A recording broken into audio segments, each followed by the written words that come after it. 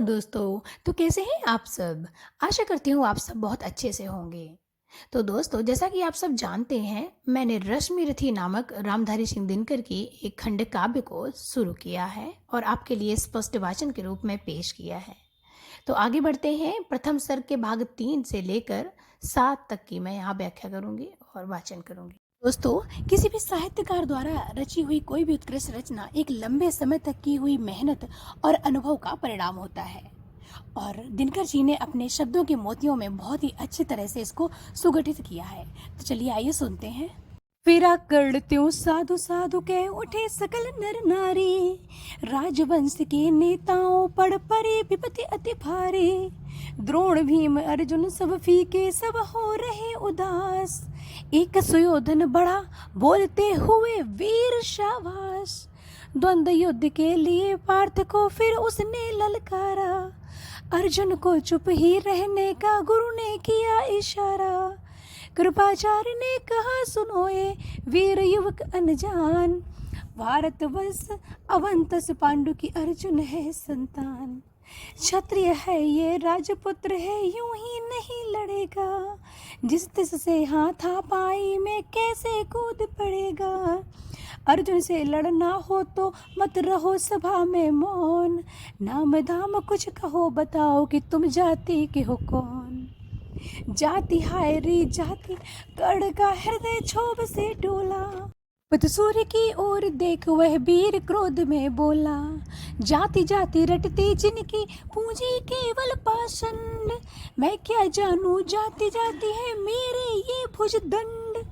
ऊपर सिर पर कनक छत्र भीतर काले के काले, माते ही नहीं जगत में जाति पूछने वाले। सूत पुत्र हूँ मैं लेकिन थे पिता पार्थ के कौन, साहस हो तो कहो ग्लानि से रह जाओ मत मौन। मस्तक ऊंचा किए जाति का नाम लिए चलते हो, पर अधर्म में शोषण के बल से सुख में पलते हो। अधम जातियों से थर थर कांपते तुम्हारे प्राण, छल से मांग लिया करते हो अंगूठे का दान। दोस्तों, यहाँ पर कर्ण ने क्षत्रियों द्वारा किए गए बड़ विभेद की बात को उजागर किया है। प्रकार अर्जुन को युद्ध के लिए ललकारा है और यहाँ पर हमारा पहले सर्ग का भाग 3 समाप्त होता है और भाग 4 अब हम शुरू करेंगे। पूछो मेरी जाति शक्ति हो तो मेरे भुजबल से, रवि समान दीपित ललाट से और कवच कुंडल से। पूछो उसे जो झलक रहा है मुझ में तेज प्रकाश, रोम रोम में है अंकित मेरा ये इतिहास। अर्जुन बड़ा वीर क्षत्रिय है तो वे आगे आए, क्षत्रित्व का तेज जरा मुझको भी तो दिखलाए। अभी छीन इस राजपुत्र के कर से तीर कमान, अपनी महाजाति की दूंगा मैं तुमको पहचान। आचार्य ने कहा वृथा तुम क्रुद्ध हुए जाते हो, साधारण सी बात उसे भी समझ नहीं पाते हो। राजपुत्र से लड़े बिना यदि होता हो अकाज, अर्जित करना तुम्हें चाहिए पहले कोई राज। कर्ण हाथ प्रत हुआ तनिक मन ही मन कुछ भरमाया, सह न सका अन्याय सुयोधन बढ़कर आगे आया। मूल जानना बड़ा कठिन है नदियों का वीरों का, धनुष छोड़कर और गोत्र क्या होता रणधीरों का। पाते हैं सम्मान तपोबल से भूतल पर शोर, जाति जाति का शोर मचाते केवल कायर क्रूर। इसने देखा नहीं कर्ण जब निकल भीड़ से आया, अनायास आतंक एक संपूर्ण समा पर छाया। कर्ण भले ही हो सो तो पुत अथवा शपथ चमार, मलिन मगर इसके आगे हैं सारे राजकुमार। मलिन मगर इसके आगे हैं सारे राजकुमार। दोस्तों, यहाँ पर कर्ण के लिए दुर्योधन आगे आता है और उसको समर्थन देते हुए पांडवों को धिक्कारता है। अब देखते हैं आगे क्या होता है। करना क्या अपमान ठीक है इस अनमोल रतन का, मानवता की इस विभूति का धरती के इस धन का। बिना रजीद नहीं वीरता का इसको अधिकार, तो यह मेरी खुली घोषणा सुने सकल संसार। अंग देश का मुकुट काढ़ के मस्तक पर धरता हूँ, एक राज्य इस महावीर के हित अर्पित करता हूँ। रखा कर्ण के सिर पर उसने अपना मुकुट उतार, गूंजा रंग भूमि में दुर्योधन का जय जयकार, गूंजा रंग भूमि में दुर्योधन का जय जयकार। कर्ण रह गया चकित सुयोधन की इस परम कृपा से, फूट पड़ा मारे कृतज्ञता के भर उसे भुजा से। दुर्योधन ने हृदय लगा कर कहा बंधु हो शांत, मेरे इस क्षुद्रोपहार से क्यों होते उद्भ्रांत।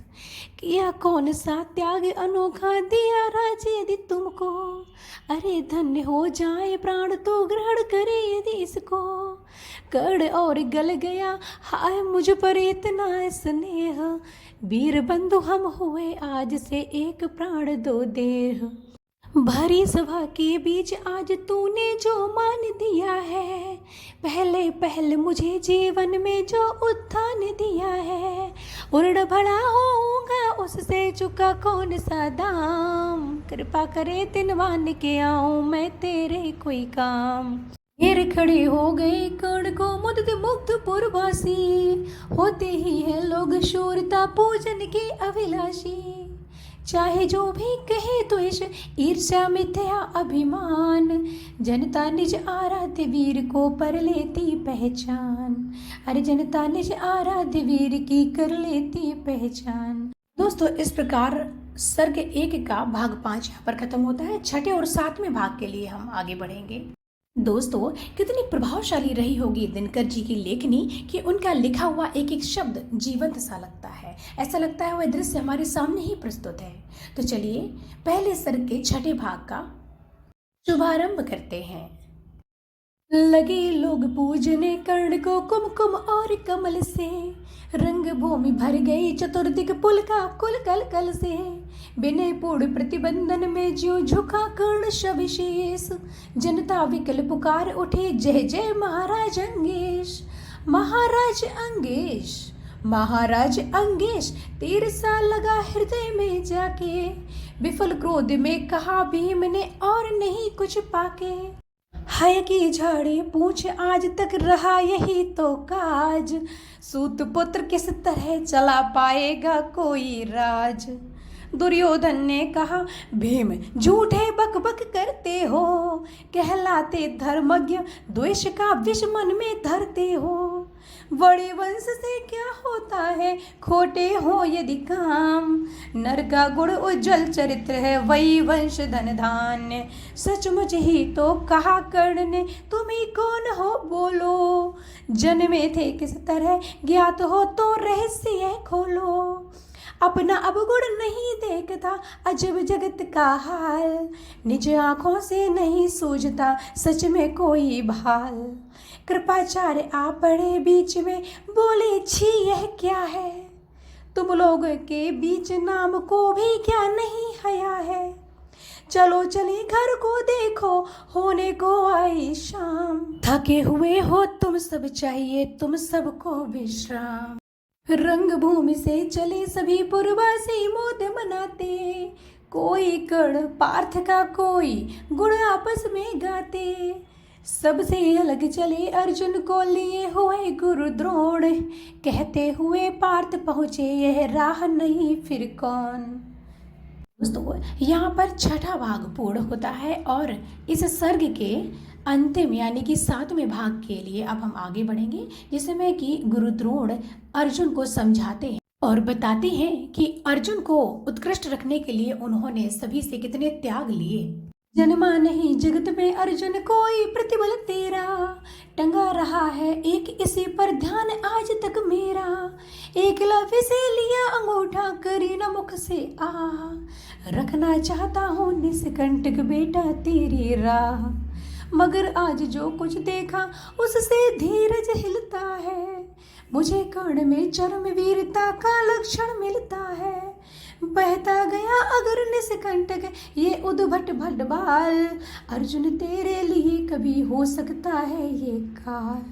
सोच रहा हूँ क्या उपाय मैं इसके साथ करूँगा, इस प्रचंड तम धूमकेतु को कैसे तेज हरूंगा। शिष्य बनाऊंगा न कर्ण को, ये निश्चित है बात। रखना ध्यान विकट प्रतिमद का, पर तू भी तो है तात। रंगभूमि से लिए कर्ण को कौरव शंख बजाते, चले झूमते हुए खुशी में गाते मौज मनाते।